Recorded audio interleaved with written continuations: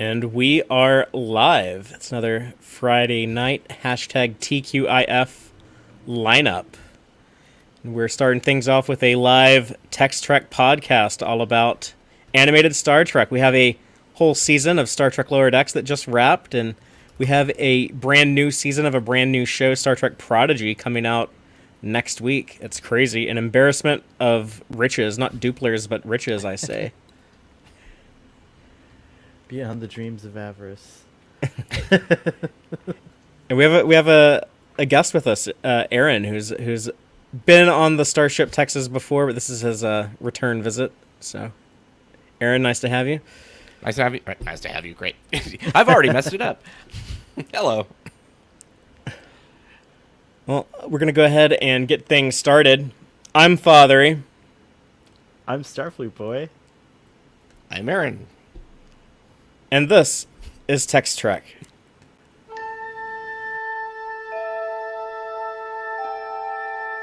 Engage.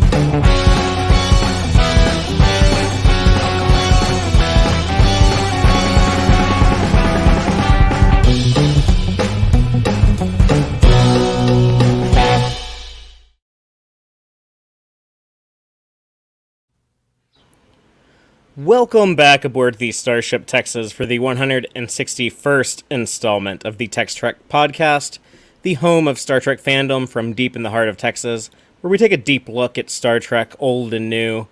And tonight we're going to be looking at animated Star Trek with Aaron Harvey. You might know him online as Geek Filter, but he's the man who designed and co-wrote the book on animated Star Trek. I'm talking about the Guide to Star Trek: The Animated Series. So, Aaron, how the hell are you? I'm doing good. It's been a long week, so if I look like deer in the headlights, it's just been meeting after meeting with emails, and it's just like I need a break. So I'm excited to be here. Yeah, I'm right there with you. I work from home, but it's been kind of a long week for me with starting a new job, working from home, but also dealing with like no air conditioner in the Texas humid heat, which isn't terrible because it's October, but it's still like not great either. Yeah. The computers don't help. Like if you're in a room with just machines, Yeah. it just heats up really quickly. But enough about our terrible 21st century problems. Let's engage our fun escapism into the brighter future, the animated version of that brighter future. Father, quick aside. Blue says, love that honky tonk intro. Is honky tonk Texan? And is that what that is? Is it honky tonk? I mean, I would describe it as rockabilly, but Rockabilly, okay. me and my friend Trent came up with that. Mainly Trent did, but yeah, glad you appreciate it, Blue. Nice. We're going to talk about Star Trek Lower Decks Season 2. That season's just wrapped. And we're also going to talk about Star Trek Prodigy. Aaron's actually seen just the first episode, right? Yeah. But it's like I guess it's 2 episodes technically, but it's episodes? squished into one. I think they're going to just play it like both of them at the same time, I imagine.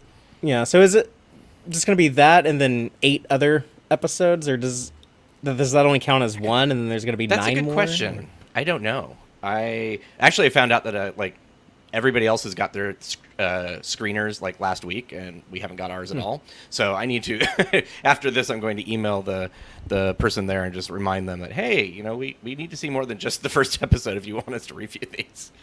Right. Well, at least it gives us a nice buffer, at least. It's true. We're not going to give just anything review it away, when it though. actually comes out. No, and there honestly, there really isn't that much to give away if you've been following social media, because it's like the first story is pretty much all there. Right. Yeah. Thank you, Kate Mulgrew. No, I'm kidding. Yes. I don't think she gave that much away, but No, she did. No, but it is made for children, and like normally I say, oh, like TAS wasn't made for children, and even though that kind of comes across as that, but this does feel structured more for kids. So it isn't. It's very interesting because it's so much slower than Lower Decks. Just like as far as just the speaking and everything, it's just like Lower Decks could have put 5 stories into this time. What's going on? So you just have to like readjust and kind of like readjust to a different pace and like, oh, okay, this is not for the same audience. It's definitely not the same show, obviously, but you know. Okay, well, I'm gonna have several questions for you because that's really interesting. Yeah, it's really cool. But before we get into that, I just want to do a little bit of housekeeping and remind the audience that we're going to be covering Prodigy every week live at 7 p.m. Central. We normally go live at 7:30, but next week we're going to start an hour 30 minutes earlier. So get used to that. And then we'll also be doing Discovery as part of those streams when that premieres November 18th. So lots of Star Trek in the next couple of months to talk about. Cool. But yeah, let's start with Star Trek Lower Decks because Aaron, I know like your relationship with that show. You're a fanatic about it. I think you probably are the number one fan of Lower Decks. But you also know a little bit of like the behind the scenes. You've gotten to talk to a lot of the talent involved there. Yeah, well, I got to talk with Mike McMahon. Basically, that's the not any of the actual actors. I have a friend who knows Dennis Quaid. That's great. Jack Quaid. Jack Quaid. Thank you. My brain just died. In fact, I just finished watching. They did a Twitter Spaces event where they were talking about the show and stuff like that. There. That was so cool. that was fun. Yeah, I did a screen capture of it, so like we go back and use the audio if we need to. But yeah, no, it's like it's funny because when they announced that it was going to be like a comedy Star Trek cartoon, my first reaction, because I was in the middle of writing the book, I wrote to John Van Sitters, who's the VP of Star Trek marketing at this point, and he may have just been transitioning to that or had not quite at that point. And I'm just like, do you know how long it's taken me to get Star Trek the animated series to be taken seriously, and now you're like an animated show that's like a joke, and it's just like I was not having it. I was just I'm like, I'm not going to say anything on Twitter. I'm not going to be like the negative person, like, but I just don't want this. It's just like, as much as I want an animated Star Trek, I just don't want it to be that dumb. And I think I was worried that it would be kind of like we were talking about Robot Chicken or something like that, where it's making fun of the franchise as opposed to making fun with the franchise. And it's like, oh, it's going to be Rick and Morty. I'm like, oh, okay, it's going to be gross on top of it. Which is like, in places it was actually. But no, once I saw it, I was just like, oh, okay. Like the first episode, like I feel fine because it's just like you realize that these people have a deep reverence for Star Trek. Like the people who are doing voices are, they're either fans or have family members who have been fans. Mike McMahon, obviously, super fan. Like, I can jump in and talk to him about TAS and not have to like try and explain anything to anybody. That's been a lot of fun. And apparently they use our book when they need to like have reference for the animated series on the show, which is like, that's very cool. We saw him at the premiere, and he just said, whenever we need something animated series, I go, bring me the book. It's just like, wow. So that was my mind was kind of blown that night.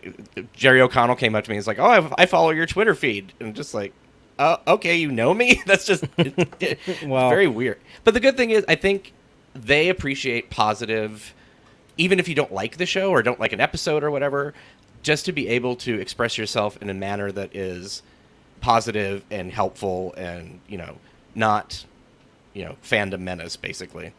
Respectful. And I think you're respectful, yeah. Yeah, well, Mike's been super great with fans, it seems like. He's done a lot of interactive stuff. He's not just Twitter, but he's appeared on certain people's like YouTube shows and podcasts and stuff. And I've never spoken to him, but I can tell just from what I've observed that when you talk to him, you would get the feeling, oh yeah, I'm talking to another hardcore, diehard Star Trek fan. He's gonna get what I'm talking about. Yeah. Like you saw with the animated series, he knows the show. You don't have to explain like so like the cartoon from the 70s that not a lot of people watched, but there was an episode. Exactly. So yeah, that just enough seems that you really actually cool. can get into arguments with him too, which is funny. It's just like it's the kind of thing that you would have with your friend, not like real like mean arguments or anything, but just Right, that sort of discussions, discourse. yeah, the whole idea of like you killed off Spock too, it's just like it's like, but he was very old. I'm like, but he's a Vulcan, it's like it's that kind of thing back and forth where you're just like, so. That must feel great knowing that they're using your book, like having and not just that book, but the fact that it is such a visual thing, the book that you designed, that a lot of the things that they might see flipping through there have like a greater shot at making it onto the show than if they didn't have this nice pretty book to look at. So True. that's really cool. Yeah. There's a couple episodes it's interesting when you go through, you can kind of like when there's not as many like sketches or cells or anything like that, just from there was a couple episodes that for whatever reason there wasn't a lot of material. So that's where it's harder, but I think overall we were really, really lucky that Bob Klein, the main animator for the show, or storyboard artist and designer, basically saved so much stuff, which is it's actually sitting in my garage right now. It's funny. Needs to go back to him eventually. So yeah, I just we had cells, and if you remember from in the 1970s, they sold those made up cells for filmation of Star Trek that had like 4 or 5 different scenes. And I have one of the sketches that they traced over to do that. And it's just weird to know that it's like, oh, I looked at that as a kid in this magazine, and now I have the original artwork in my hand. So it's been pretty. That's really cool. And cell animation is long gone. Really, it's done now as a choice, not as a industry standard anymore. So it's interesting. Very cool. I just saw somewhere, and I don't remember if it was Titmouse or something. I think it was Titmouse. They're looking for somebody who does cell animation, not 3D, basically you need to know Adobe Animate. So it's still done on the computer, but they're doing it as a cell type of animation. Really cool. Yeah. So I'm actually curious. I would love to talk with them about. Yeah, exactly. Well, this seems like they have like a lot of opportunities, which is kind of cool.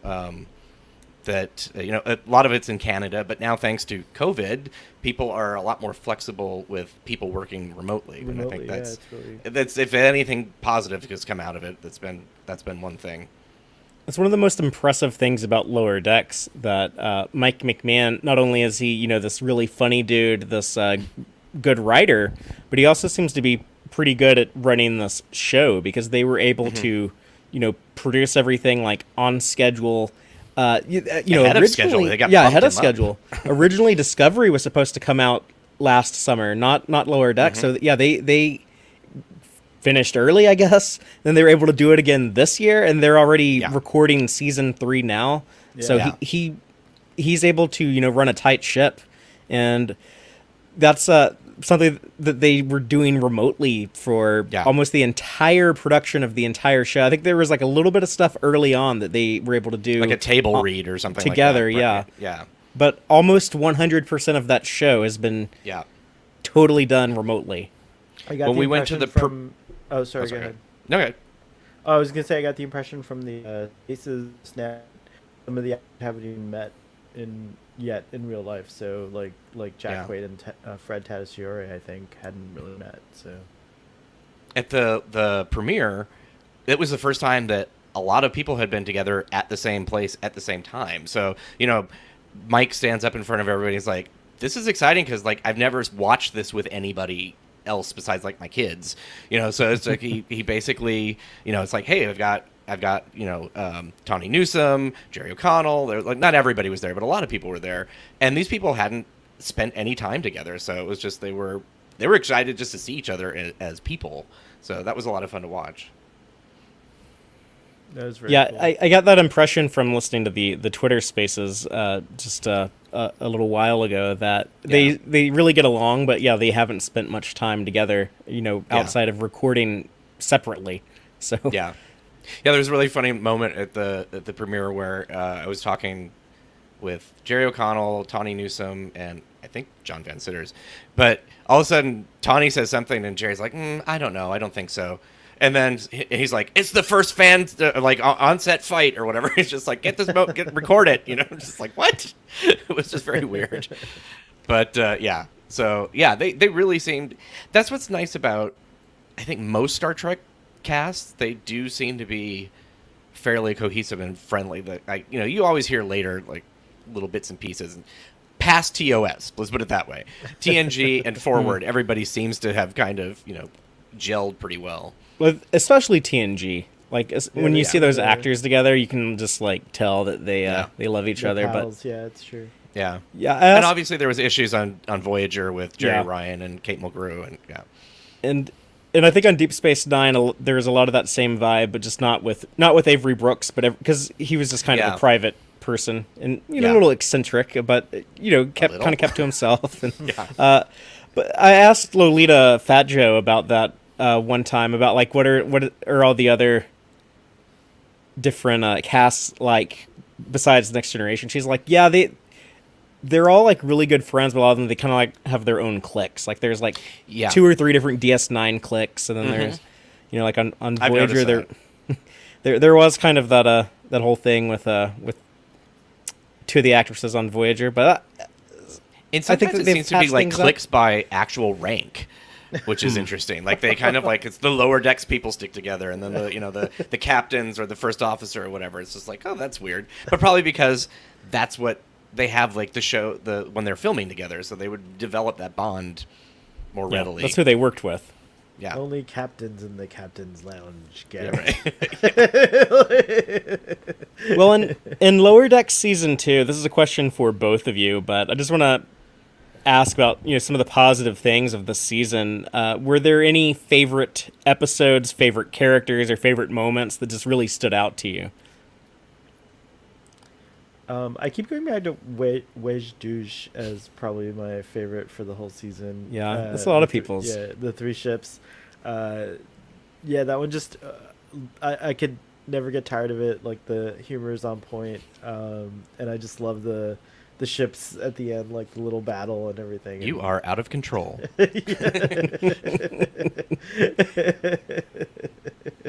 I will not tolerate these outbursts, Father. Yeah, I think that kind of the same for me. It's interesting. It's like how the even-numbered Star Trek episode or movies are the best. It's like apparently episode 9 of it's going to be like my favorite because like Crisis Point was my favorite last year, and this year it's whatever 3 ships. 3 ships, yeah. Yeah, I think it's kind of hard to compete with those two. I mean, both finales were really strong, but I mean, the episode 9, like the penultimate episode, it seems intentional that it happened twice, and also it seems that they were saving the best episodes for the second half of the season. Yeah, both years. Well, there were 2 episodes that nearly killed me for finding Easter eggs. Yeah. Keishon, his eyes open, I guess, holds the record for the most. I think I found like 67 or something like that. I can't remember. There's so many in there. There's like 3 animated series. Huh? I was making a joke that if you invert it, there's even more Easter eggs. Like, yeah, right. You have to invert the flip it upside down or something? Yeah, or something like that. Well, there was the one that I missed until the very end because it was just staring me in the face. Is just sort of like this yellow box, and I'm just like, oh, okay, it's just. And I realized, wait, it is a stasis box from the slaver weapon in TOS. Weapon, yeah. I'm just like, oh, it's exactly the same size and color, and like, how did I miss that? Well, it's because it's a box. I mean, it's just like there's nothing really special about it on the outside. So, yeah, apologies to Yesteryear, but the Slaver Weapon is actually my favorite animated series episode. Yeah, and I think up to that point, the only one that Kirk didn't appear in Star Trek. Yeah, that was the very first Star Trek episode of anything that did not have William Shatner in it. Well, I guess the Cage, but that doesn't really count because they didn't show it on TV. Yeah, so that was interesting. I like that, and I love the episode on the Starbase. There were some really good moments with. Speaking of the Slaver Weapon, they mentioned it's Starbase 2-4. Was it 2-4 or 2-2? I think it's 2-4. Yeah, that's what Spock said 2-4, but he's always like real exact. Then on the lower decks people, they're all saying 24. But. You're right. Yeah. Okay. Yeah, you're right. But yeah, that was cool because it's like we never knew what that is, and the fact that it's an older station and stuff all tracked with, that timeline. Like Mike doesn't do anything that is like just sort of, oh, we'll just throw that out and check later. It's like everything has like some sort of time. Like even the taking of the skin off of the not the skin, but the plates off the Cerritos is foreshadowed when they're doing the model, because it looks exactly the same inside, and they're like, putting the plates on. So. Oh wow! I didn't even. I've Yeah. rewatched the season this week, and I like on my lunch breaks at work, I'll watch 2 episodes every day, and I didn't even notice that when I was on. That was an embarrassment of Dupler's also when they were doing the model. But the model. So I have to go back and look at that. That's really cool. So yeah, he we saw puts a lot of thought in there. stuff. It was cool. You know, when he wrote that 8th season of Next Generation, all the Twitter, the Twitter stuff, he actually went out of his way to make sure all those star dates worked between All Good Things and Star Trek Generation. It's like, okay, like the actual Star Trek writers never pay that much attention to the star dates. Like you really, really care, Mike McMahon. We did that with our improv show, to the point where it's just like, I corrected myself on stage once, and they're like, "Why did you do that? No one knows." It's just like, but I know. Like, yeah, our friend Brian, who's frequently with us, he does that for his RPG that he runs. He's like he's a Stardate expert. But I used to know, like, I could tell you what happens in like season 6 of TNG. I think is where we were set pretty much, and it's like, oh, okay, this is before this and after that. I think we actually set our show to premiere. The premiere episode on the star date of Lower Decks, the episode. So, because this was 2 years before there was actual Lower Decks, the TV show. So you're just destined for it. We were essentially. Well, that's the funny thing is, like, watching it now, it's like, oh, this is just our improv show animated. It's like there's so many coincidences like that. So, I thought that was cool. Well, one of the things in season 2 that I was really happy to see was one of the things I was worried about the show is I wanted to see there be actual growth and character development, because we had never done a Star Trek comedy before, a full-fledged comedic show. And, a lot of times in comedies they don't really grow the characters. They're there to have a funny function in the story, and then they just maintain that role. The Simpsons, Bart Simpson has been in 4th grade since actually like before I was in 4th grade. And now I'm like closer to 40 than 30, and he's, so I remember like when the Simpsons first came on, like Bart was a couple years older than me, then he was the same age as me, and now he's like way younger than me. But but they're growing the characters here. If you take season 2 Boimler, compare him to season 1 Boimler, even like a Mariner is a little bit more less standoffish, a little bit more, I don't know, kind of like owns up to her mistakes a little bit more than the Tendi-Rutherford relationship. Rewatching the season this last week, I noticed there are kind of hints of them, like a romance between Tendi and Rutherford. I think before I'd been kind of like skeptical on it, but it's like, like they do bring it up a lot, especially like the first few episodes. It does feel a little bit one-sided at this point now, though. It feels like it's like Tendi is going to make sure that and Rutherford's like, I'm blindly just doing science, and yay, you're here, like so. But I mean, obviously the whole the memory thing and everything, that was really touching too. Just like we were worried that like at the beginning of the season, it kind of felt like they maybe had undone some of the things that they had done in season 1. We're like, oh no, they've reset them, but they didn't. It was nice. Like after 2 episodes, it was like kind of got back on track. Yeah, like the Boimler stuff was a little frustrating for me, because it's like, okay, y'all promote him, y'all move him to the Titan, and then you just send him back. But why would he be demoted? That doesn't make that never made sense. Like he still earned that promotion, but okay, I guess like you were at your like lieutenant quota on the Cerritos, so he had to get bumped down to ensign or something. I don't know. That was weird. There are definitely enough ships in Starfleet that he could have gone somewhere else with that, but obviously it wouldn't work for the story then. But when we got to the spy humongous, I always want to say the spy among us, but the spy humongous, when Boimler was able to take down the Jeffrey Combs computer. Yeah. And then he was a badass again, and I excrete us. And I was like, oh yeah, they actually are like letting Boimler be cool and be competent, and like I can see him, fulfilling his goal of becoming captain someday. I was really pissed off at Mariner for like well, not for real because she's a character, but I mean the idea of she just basically goes to Jack and like, oh, don't put him on this mission. Okay, one, that's on Jack for actually listening to her. Well, I don't understand that, but that was just it. They never addressed that, and that still hasn't come up. It's like I wanted him to be like, yay, high five for doing the computer, and then like, hey, what you did wasn't cool, or something. Just even a line, but it's just like it feels like he just absolved her of it because they stopped the computer. Yeah, well, Ransom doesn't really put that much thought and effort into those crew assignments because we saw that in The Spy Who Among Us when Casey is like, I want the acting captain position. Yeah. He's like, okay, yeah, whatever. Sure. Yeah. I was really mad at Mariner too. I feel like this whole season she's been kind of like betraying a little bit their trust, like Boimler's trust. But they made it through, so I kind of like the explanation that she was feeling vulnerable, and the vulnerability made her like kind of put up these like weird new things to get trouble with and about. It was interesting. Yeah. She said that all of her friends get promoted. Yeah. Well, I mean, come on, Mariner.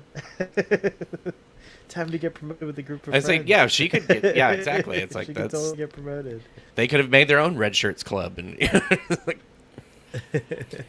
So that's another thing to bring up, the addition of the confirmed by Mike McMahon, the Andorian girlfriend, Jennifer, that was just a total last-minute addition back in season 1 in Cupid's Errant Arrow when Tawny Newsome was just yelling she just stuff. made the name up. Yeah, exactly. Like, out of the way, Jennifer. And then they matched it with the.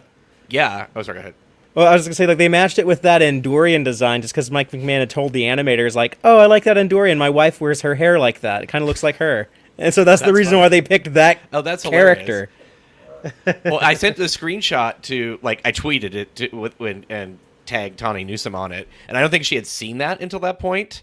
And she's like, if I knew it was going to be an Andorian, I would have called her Jennifer. Yeah, it does seem weird, but I mean, like humans and Andorians have known each other for 200 years. Like there could be some. And I like her last name is like almost Shran. It's like Shrian. Like the Kazenti on the ship. We don't know his name yet, but I really, really want it to be Larry. Larry Kazenti. That's funny. Yeah, I mean, who knows? Like, I don't remember. It's been so long since I've read Larry Niven's. Oh, Larry. Got it. I'm a little slow. That's what I was thinking. Yeah, I haven't read Known Space for a long time. I can't remember what the Kazenti. They were kind of like given titles, weren't they? Like he who runs the ship and stuff like that. And maybe I've actually never read those books, and I kind of don't want to because I love the slaver weapon so much. So I kind of want that to be like my only Kazenti thing. I don't want to like. They're ruin also them. Of their time, so there's some stuff that you're like, oh, okay, women are not really like brought to the forefront and just should not be, like like the way Kazenti women are, well, they're described in the slaver way. They're like Spock is like, oh yeah, all of their women are just mindless animals used but for they don't breeding. treat the human women much better, unfortunately. That was in the book. So, but I did think it was funny when we interviewed Larry for the book. There's been this thing out in the world that Dorothy Fontana had to apologize for making the ship pink, and it's like, oh, I'm sorry, I never would have done that. But he's like, the ship is pink. Like, and if you read it, it's like they describe this like semi-transparent hull, and then it's like this pink color, and he goes, and all of the Kazenti home planet has just got colors all over the place. So I had zero problem with it. So I don't know why that ever came up. So I thought that was really interesting. Yeah, I think that was one of the things that you put in the book, right? I remember reading that. Yeah.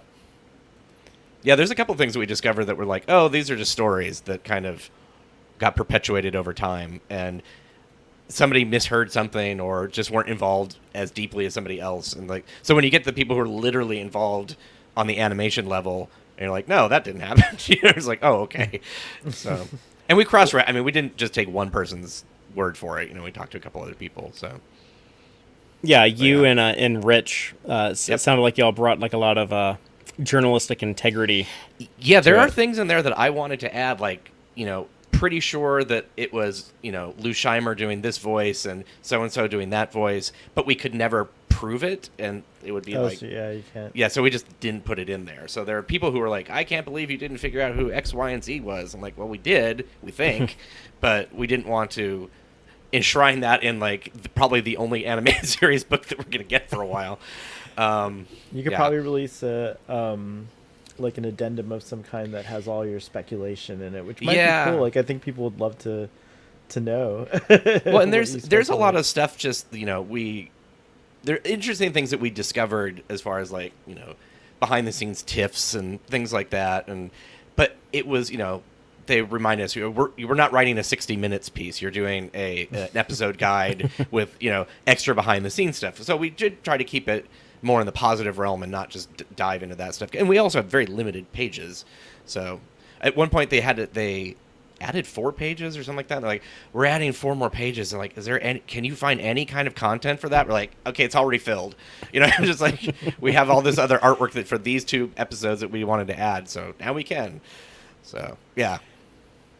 That's a good example of why it's important to preserve all of this information so that fans in the future will be able to look at it, and why it would be so much easier to just make it like in the time, like shortly after the show goes off the air, and when you still have all the resources, and why I'm advocating for, John Van Sitters, if you're out there, if you hear this, why I'm advocating for Aaron to get to do a book for Lower Decks and Prodigy when they finish their runs. Yeah, I think that, I feel like Titmouse and that group are so organized and kind of doing their own sort of curation that they probably could, either they are going to or could put together some kind of book when something they're like done. the Discovery book that came out recently, that art but book. I think you also need to then wait 20 years and do what you couldn't say at the time or something like that. Yeah, that's true. There still needs to be like a nostalgic angle on it to get some of the things that you probably wouldn't get now. Sure, yeah. How did you really feel, Mike McMahon? You're right. I hated everybody on that show. Yeah, Tawny Newsome was terrible. We all hated her. No, surely not. She's having a personal, like a family issue or something, which is why she wasn't in the spaces. So yeah, I noticed she wasn't there. Yeah, so everybody's tweeting like good wishes, and she's like, just keep me in your thoughts. So I'm not sure what's happening, but yeah. Well. Right. Let me just segue into like the spaces thing, because if you don't know what we're talking about, that was on Twitter today, day of recording, but it was just I guess they do this on Twitter now. It's like an audio conversation between Mike McMahon and then several of the voice actors. And if anybody you're following, and you can't turn it off, that's the other thing that's really annoying. Like you can get a bunch of people decide to have a chat room or whatever, and it's always at the top of your feed no matter what. You can't turn it off or mute it, or it's just there. Anyway, sorry. Yeah, I wasn't really sure how those worked, but I design UIs for a living. Clubhouse. I don't know if you guys ever heard of Clubhouse. But they were all on there too. Mike McMahon and everyone was on Clubhouse, and I used to listen to them talk on that app. And then Twitter created Spaces. Is it to compete with Discord? Or no, it's Clubhouse, I think, is what it's actually competing with. So it's the same concept where you have like people who, as a user of Spaces, you can create a room and you can decide who talks and who doesn't, like who has access to be on stage, and so on and so forth. Cool. Well, we got some season 3 teases in there, so I kind of want to just talk to you about things that we now know we can expect in season 3 and things that we hope to see in season 3, like T'Lyn, who's voiced by the same person who voiced Ensign Castro. I did not know that. That was interesting. Yeah.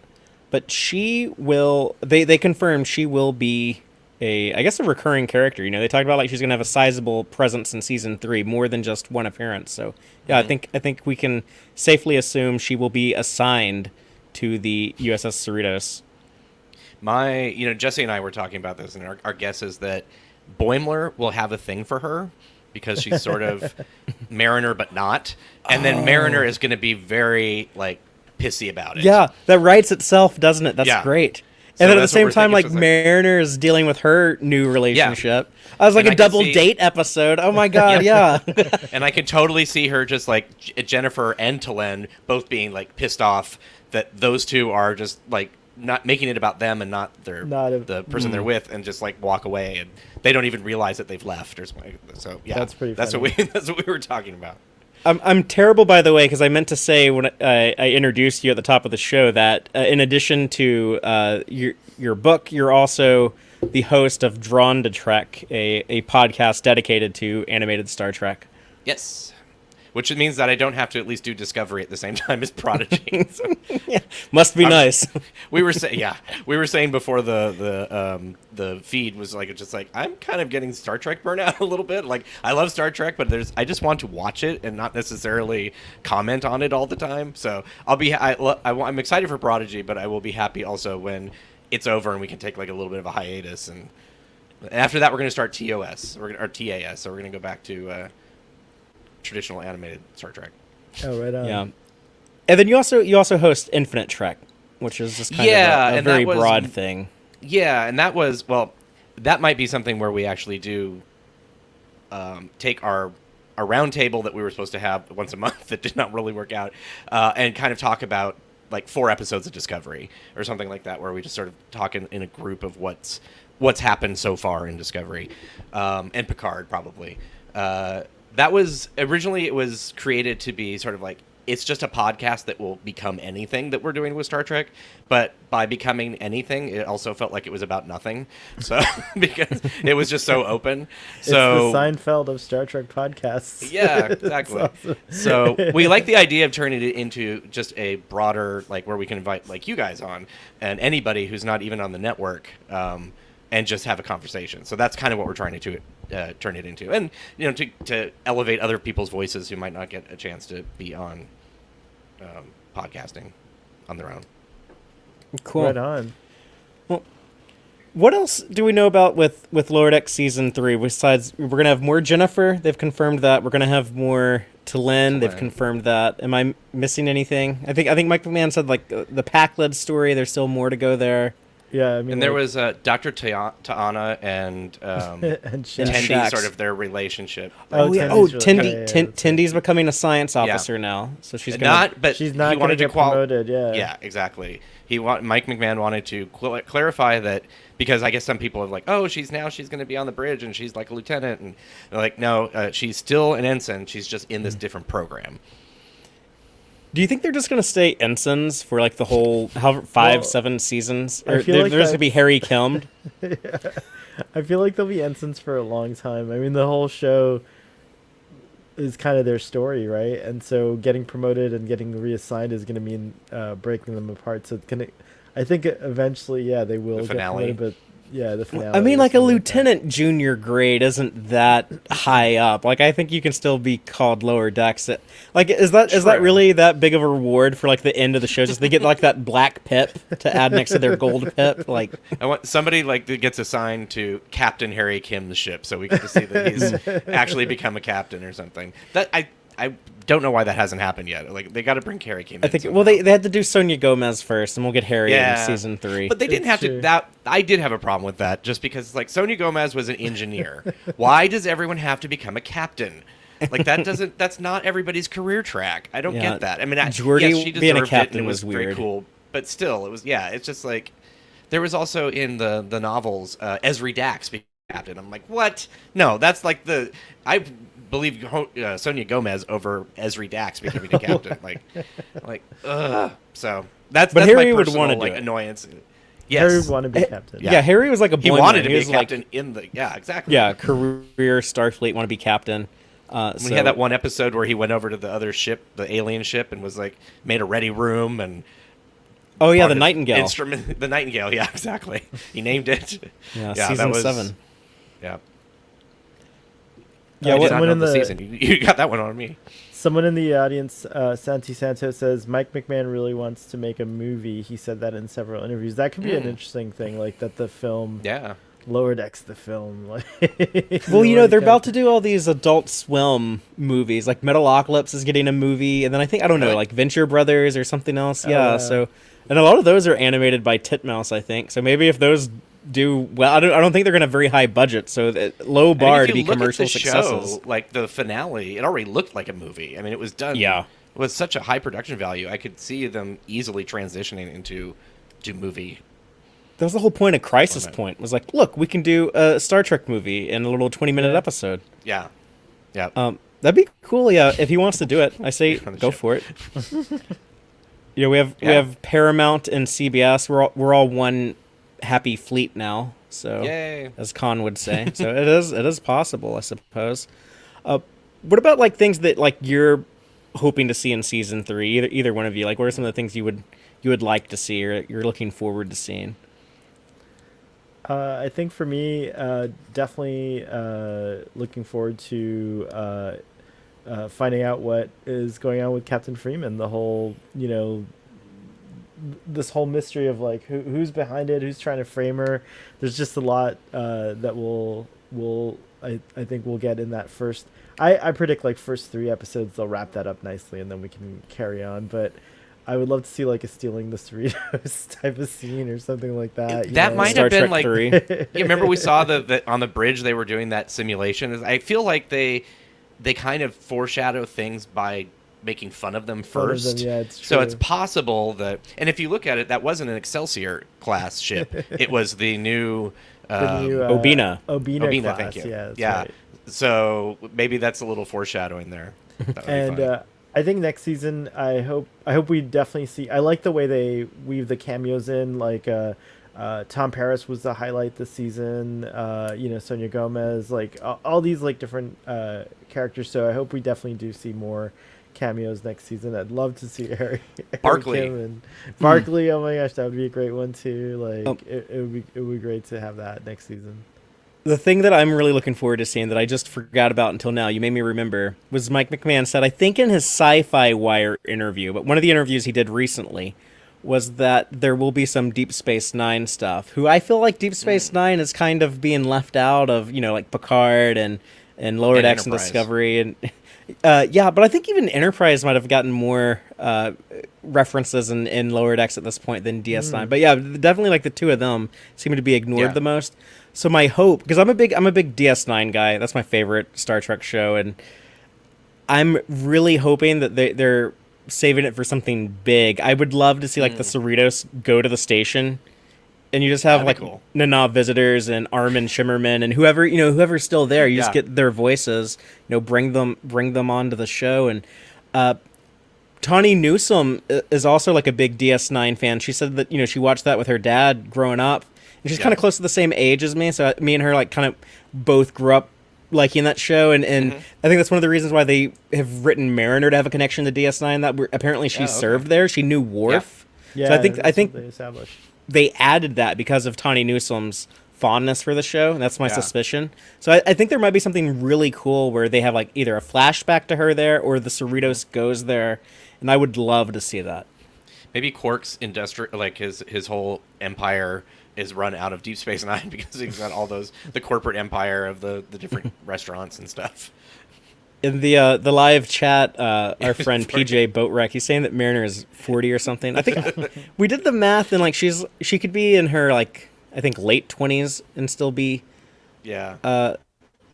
would still have been an ensign during the time like DS9 season 7.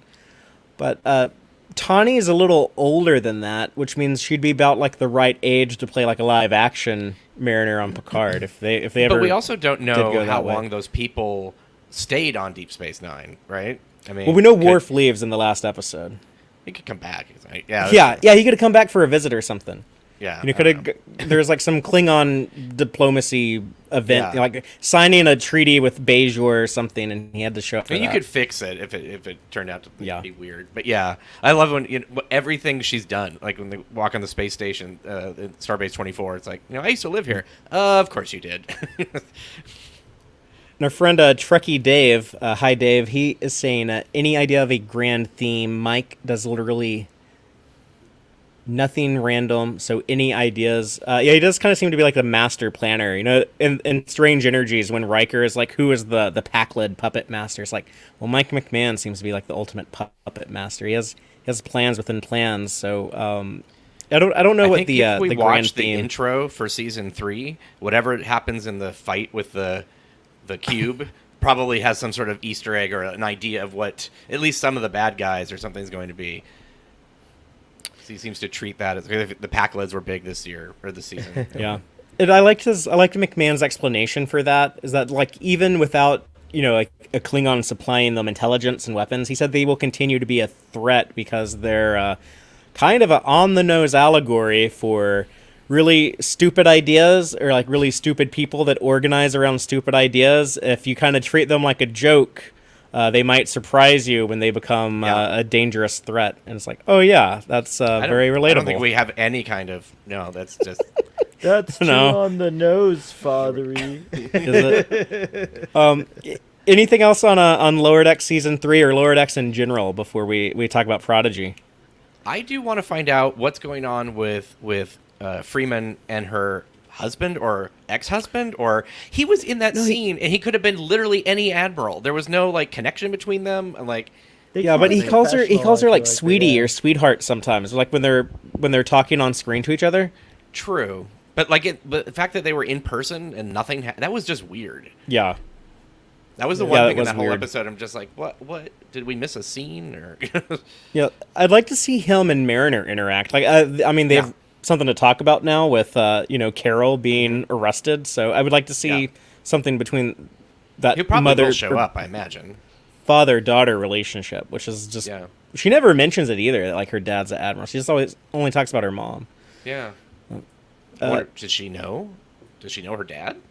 Well, she doesn't have either one of their last name, although we think that her middle name is Mariner because Mike McMahon's real-life sister is Beckett Mariner McMahon.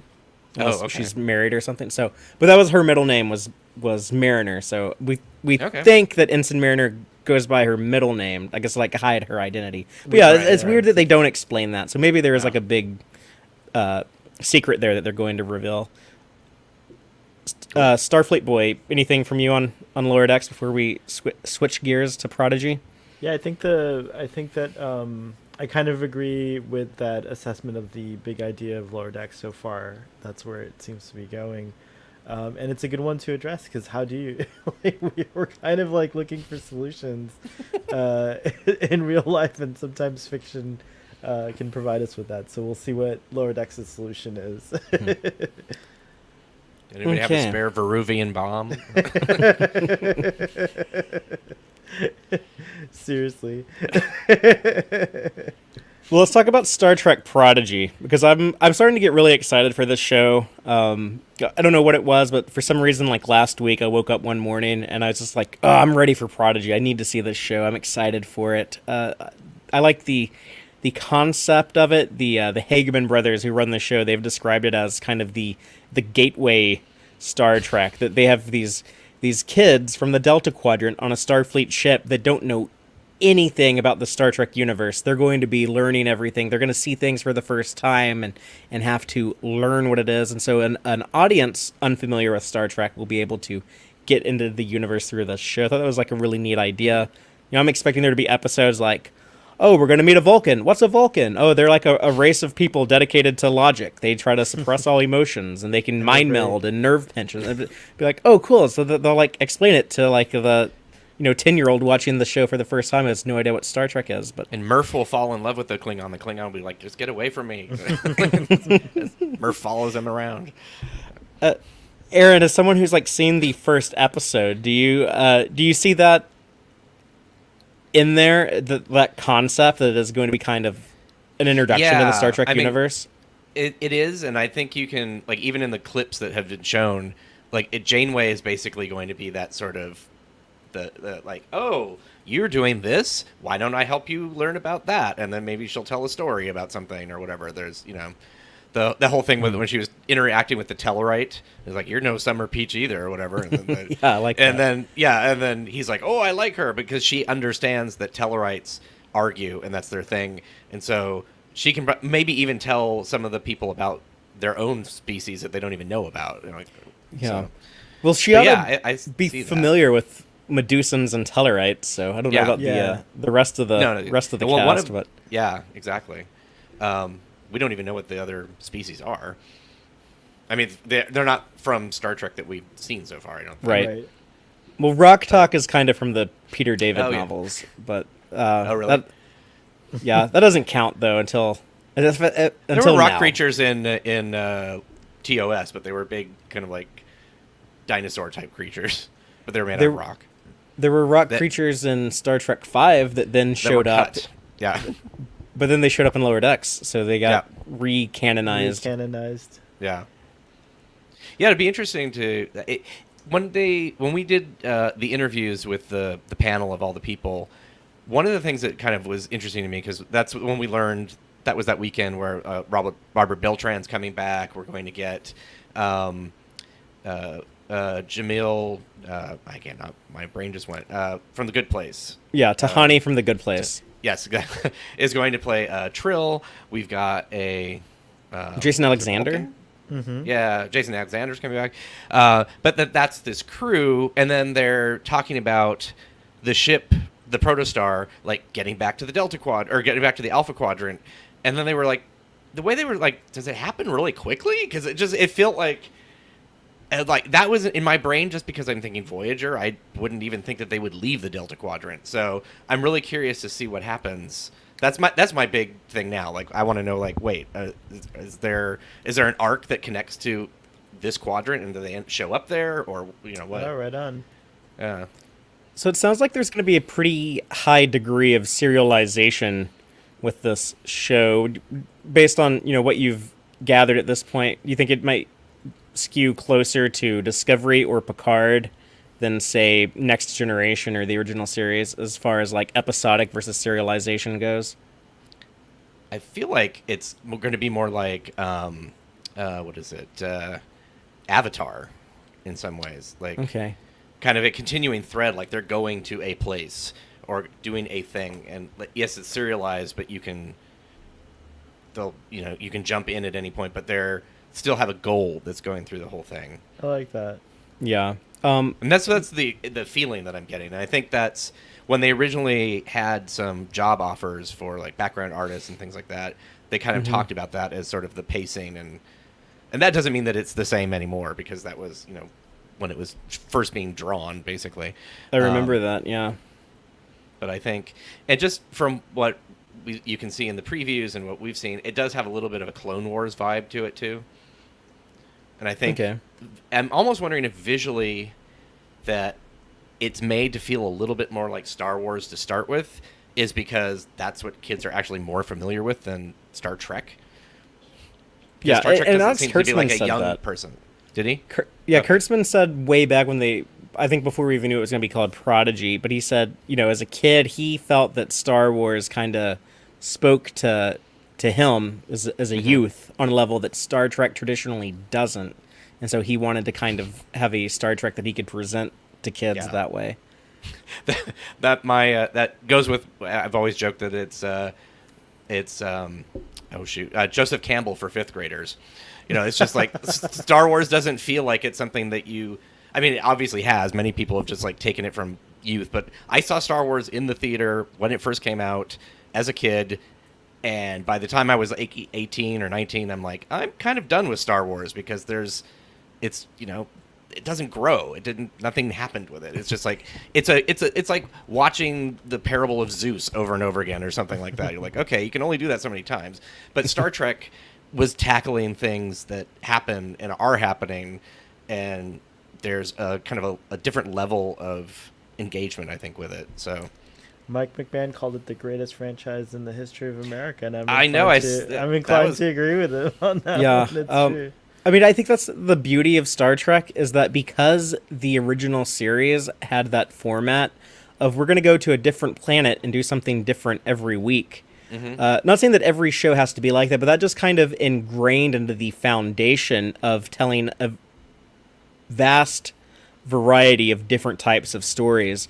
The trouble with Tribbles and the Man Trap and Balance of Terror are three insanely different types of stories, but they all fit together on the same show with the same characters. And early on, Gene Roddenberry had talked about doing spin-offs of Star Trek. He wanted to do a Mbenga show on the Starship Hope. There would just be like a medical ship. Interesting. Supposedly talked about doing a Harry Mudd spin-off. I don't know how much truth there is to that, but he talked about doing a movie as early as 1969 that would have been a prequel that would have shown McCoy, Spock, and Kirk meeting for the first time as younger people. So Yeah, it's funny that people, they don't really realize that how much they were really trying to get movies and other things off the ground even before TAS.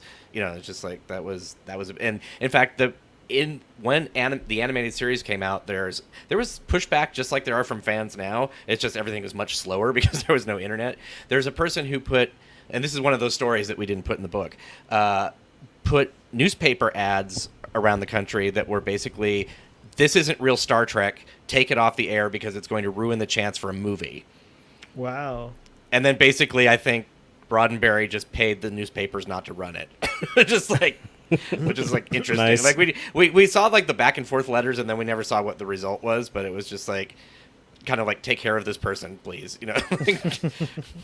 So yeah, and there were people at conventions that were handing out surveys and like petitions to, this isn't real Star Trek, which is hilarious. That's like the very first not TOS was.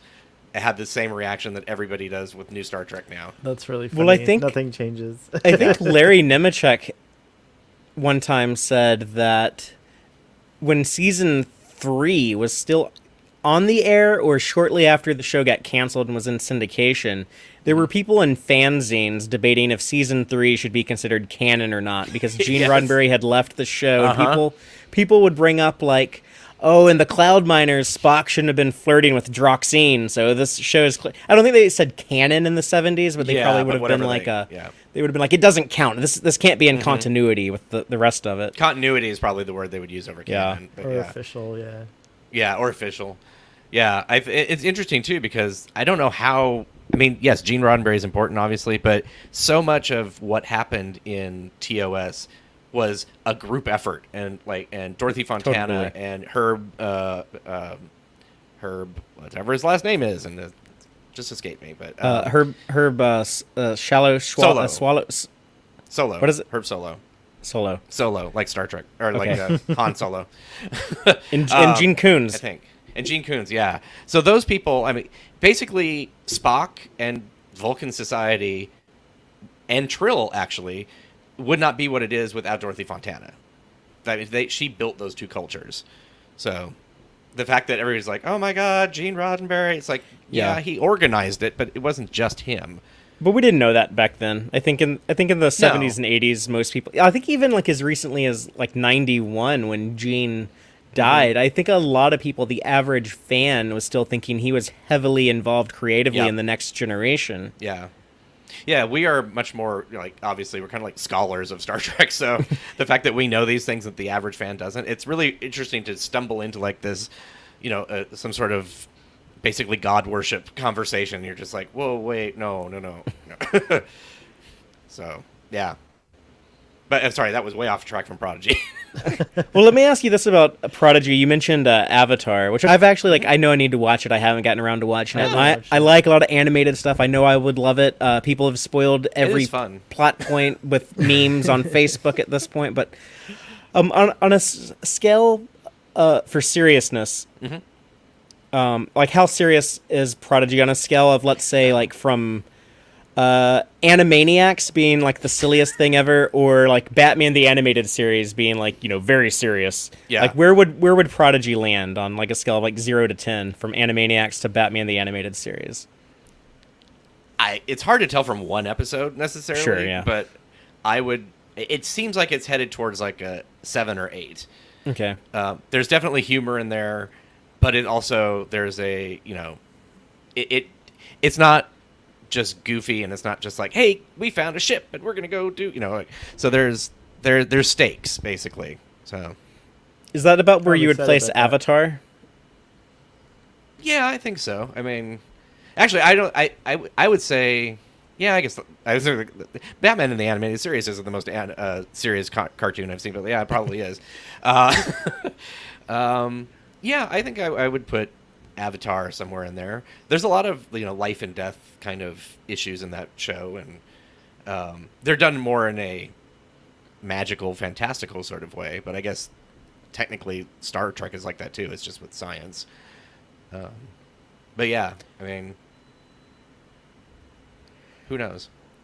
What about have you watched Young Justice? Either one of you watched that show? Like that's something that I've actually No. seen. I can. Is it live action? No, Or it's a DC animated show. Oh, I think I've seen a couple episodes. Not Okay. not very many. It's The pretty only- serious though. The Yeah. only animated stuff I've been watching is Lower Decks, and then I kind of put a pause on it for now. But Star Wars, the Bad Batch, I was into I started that. watching that too. Yeah. Yeah, Yeah, and like I think 2 or that's 3 kind of episodes, the. and I had like too much like to do, and it was like I'll watch this later. Yeah, I need to get caught up. That's one of the frustrating things with the other Star franchises. They have to connect every single thing, and it feels so small. And I watched until the episode where like they're rescuing the Rancor that Luke Skywalker will fight in Return of the Jedi. Is like shows up in that show, and I was like, oh my god, why does everybody have to know everybody? Like it feels so small. Like I'm glad Star Trek isn't like that. Someone out there who was really hoping to know that Rancor's backstory is really happy today. It's like But I think that's probably the same type of vibe as we can get with Prodigy. And the animation is really good on Bad Batch, and it looks like Prodigy is going to be on the same level. And that Yeah, it looks doesn't really... surprise me because CBS loves to splurge on making these Trek shows look good and expensive. And I have no idea if what we saw is the final version too, because sometimes there was one that we got of Lower Decks where it was like, that isn't a finished scene. It was just very weird. It was like, the animation was there, but not like, you could just tell it wasn't like quite the same quality. interesting. It's like obviously they hadn't done a pass over it or something like that, and the masks weren't quite right in places. So I'm curious If you'll see a different version when I don't Prodigy think airs. so, but yeah, but Yeah, And that so does how's- happen in the world of CGI though. Like they can Yeah. always change things. So how's it We working? also We're get, gonna like- get those same 2 episodes this week, or is it just? Are we gonna? the 28th, isn't it? When it? Yeah. Isn't Or that- yeah. Yeah. 28th. I honestly don't know. I have no Oh, idea if okay. they're going to show it, and I always thought that it was going to run simultaneously on CBS and Nickelodeon, but I guess it's going to be shown all on CBS All Access or CBS, Paramount Plus. Sorry, Yeah, still having CBS All problems Access is adjusting to- so 2020. Yes. It's going to run on CBS All Access. If you don't have that, I mean, you can't see it. Like, if you have Paramount Plus, you got the wrong thing. No, it's running on Paramount Plus, and then going to Nickelodeon, which is interesting. I guess that makes sense because that's how you'd make more money. Because Nickelodeon is just part of the basic, or not, maybe not basic cable, but a lower cable package. Right. Right. Yeah, a lot of people So- have access to it. I would say like majority of like cable or satellite subscribers probably get Nickelodeon. Yeah. Does Nickelodeon still do all those bumpers like Nick, Nick, Nick, Nick, Nick, Nick, Nick? They Nickelodeon. stopped doing that like first term Bill Clinton. Oh jeez. Great. But Yeah, I'm pretty it's- excited for Prodigy because I think Yeah. if it can succeed in its goal of like tapping into that new audience, David Mack, who the Star Trek author, who has a couple of writing credits in the shows. He wrote Starship Down on DS9 or co-wrote that, but he's a consultant on Prodigy, and he is saying that's the reason why in 50 years there is still going to be people going to Star Trek conventions because it's going to bring in a new generation of fans. Right on. I I'm don't know if excited it'll- about that. If it'll be like the ultimate, gateway drug that they hope it will be, but I'm glad that they're Yeah. trying something like this because there hasn't I- really been a child aimed Star Trek, maybe the animated series, but Yeah, that was interesting because when people said like, and someone's like, "What do you mean?" Well, how about the animated series that was made for kids? And my response is like, as the person who co-wrote the official guide to the animated series, no, actually, it wasn't. Like literally, there's quotes from everybody. There's like, we were not making a kiddie show. It was Star Trek in animation, and yes, it was made to be acceptable in the time frame that it was in. So like, there wasn't anything that a kid is going to like. There's not going to be sex in it, basically. But Right. they had a dying pet, and they had Spock was sick, and had to, they were talking about the laws of the Babel Conference. Like no kid is going to be interested in that. So it's like Yeah. it's not made for children. So this literally, I feel like, is really the first show that is crafted for children. In fact, Kate Mulgrew talked about how she worked with the animators. This is very Kate Mulgrew, where she like to change the shape and size of her eyes and her, just so she appeared to be more of a teacherly figure to the children, and so that we'll pay more attention. It's interesting. I don't know how much that really is going to affect anybody. Like, oh, her eyes are 3 centimeters bigger now. I'm paying much more attention to her. You know, which explains why she doesn't quite look like Janeway. She's a little bit tweaked, it feels like to me. But, can you make why my they legs really long? Yeah. Why they put her in the bun hairdo, I don't know, because she hated that. That's very like, teachery, I think. You could, exactly. You could change that. I'm just the things I want to find out about the show, besides the whole Alpha Quadrant thing, is how did the ship get there? Why was it brought there? What is the purpose of it? And when was it sent? Like, how did they get back to the Alpha Quadrant, and 4 years later there's a ship with a hologram of Janeway there? Like, knowing Janeway, there has to be time travel involved somehow. Like, maybe it's from the future. It's not from. Oh, interesting. Oh yeah, that would be cool. Well, that's my guess. But it's interesting that they're gonna have all these mysteries, because I thought that maybe some of that stuff will be explained in the first episode. This was like an experimental slipstream ship that was sent out a few years ago. But they asked during the one of the interviews, like you mentioned Chakotay and all this stuff. Were they the people who were originally the crew of the Protostar, and now we have to find them? And they're like, no, it's a different ship. They're not the same crew. Like, which is interesting that they said that. I feel like that would have been like, you have to watch and find out, but they didn't. So I don't know if that's either misdirection or it just is correct that they have their own ship. Yeah. One of the things that blew my mind about Star Trek Prodigy was when I learned that they're claiming they're going to have just as many or almost as many Easter eggs as Star Trek Lower Decks. As our friend Trek on the Tube tweeted that. Who did he tweet that to? The Hageman brothers or maybe somebody? Yeah, I'm not sure. And their reply was like, "Yeah, we're gonna have almost as many Easter eggs as Lower Decks," which I'm like, I can really? tell you in the first episode. No, there's not that many. It's like, there are, but not like near. I don't think that they could. They had to really, really try to like top. Yeah. Kayshawn, which is fine. Like, no, I know.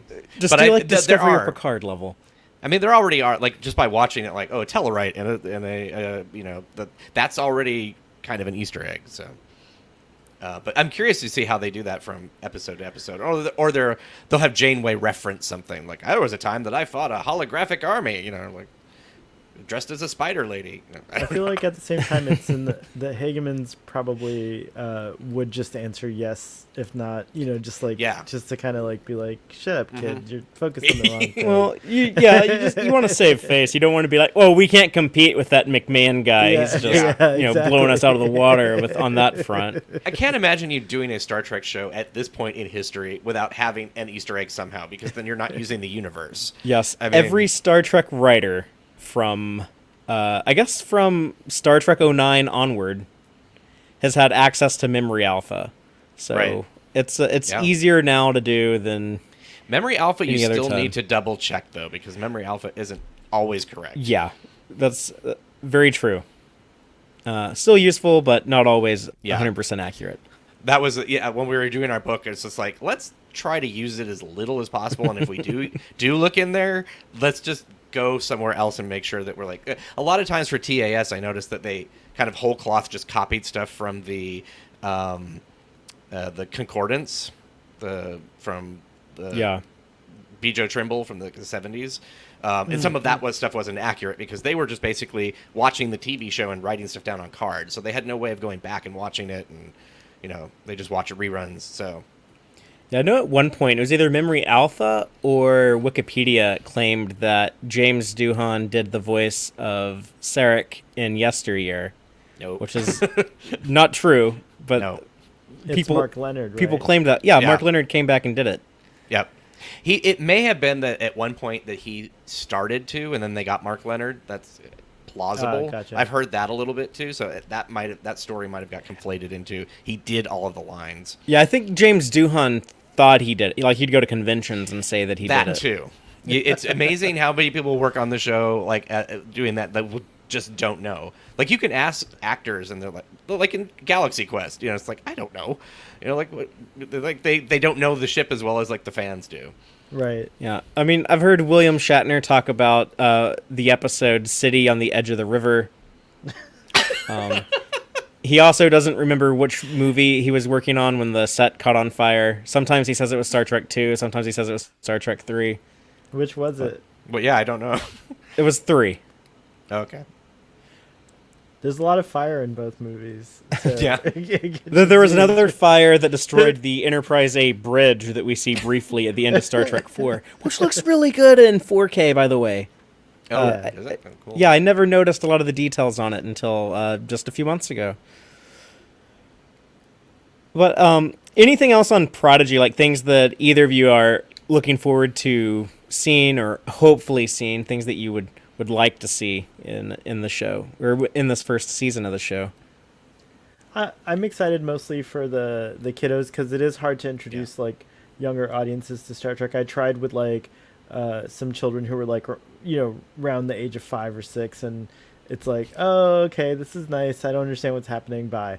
Yeah. like, And TAS is not the thing to show small children either. It's just like, yeah, it's Right. colorful and everything, but it's like it's a boring cartoon for kids. Like, right. So it is kind of like nice. I have a lot of young people in my family, and I have some godchildren, and so I'm excited to have like Nice. hopefully I'll definitely be that annoying uncle that's like, are you making sure your kids are watching Star Trek Prodigy? do you get money for that? No. I'm a shill. Yeah, Darren, my co-star or co-star co-host, is gonna have his kids like give reactions to the episodes. Right on. So we're gonna get the kid viewpoint, the younglings as he calls them. So it's crossing the streams. Yeah. If I had any kids, I'd probably be interested in getting their opinions on And it. Based on what Aaron's saying, I think I'm gonna enjoy it as well as just like another Star Trek show, and Yeah.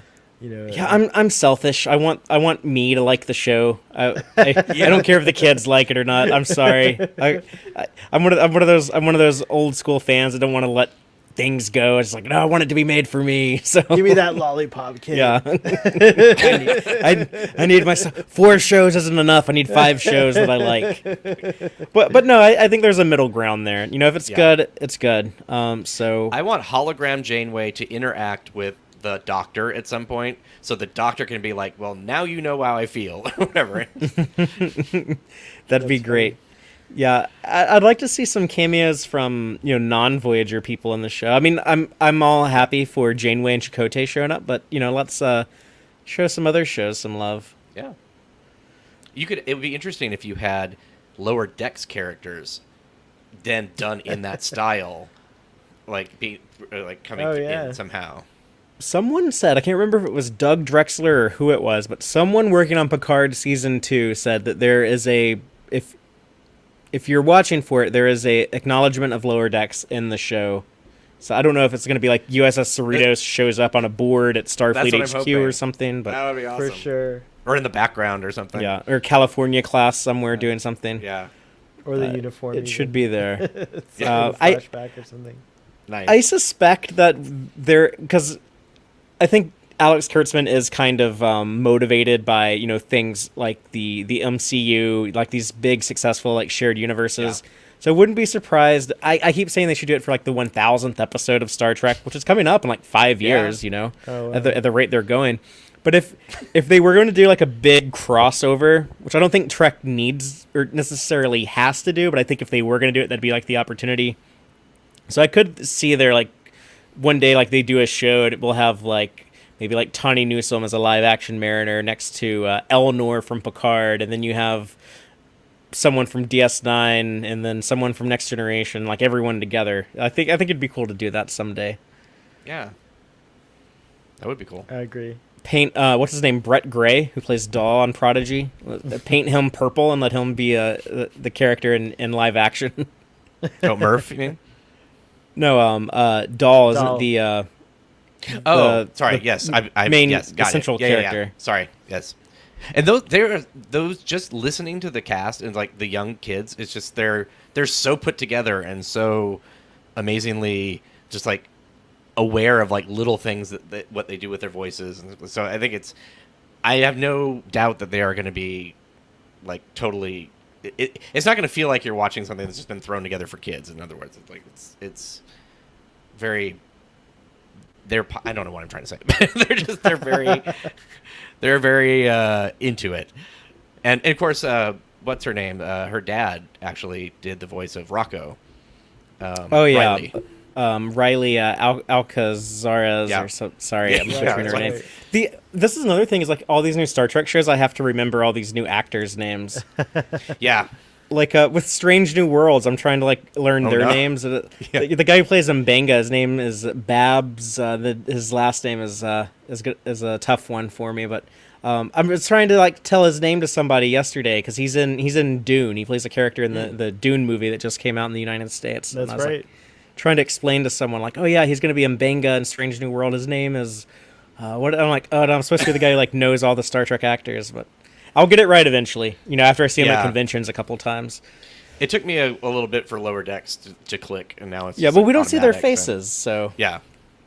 And you don't see like their name with their face. Yeah. Yeah. I think it's Alusin Makin is Babs' last name. Okay, I'm gonna bet that's probably not how you say it, but it's a good effort. It's a good effort. Hologram Janeway would be proud. You did a great job, Starfleet boy. I don't know what that is. That's not a bad Janeway. I liked it. You know who does a really good one is Garrett Wong. If you get him at a convention, like ask him to do a Janeway voice. He's such a funny dude. They should have gave Harry. They really hurt Garrett Wong and Marina Sirtis by not giving them like comedy stuff to do on their shows. Those are like two of the funniest people in real life. Yeah. Yeah, I agree about. I know more Marina's antics, but yeah.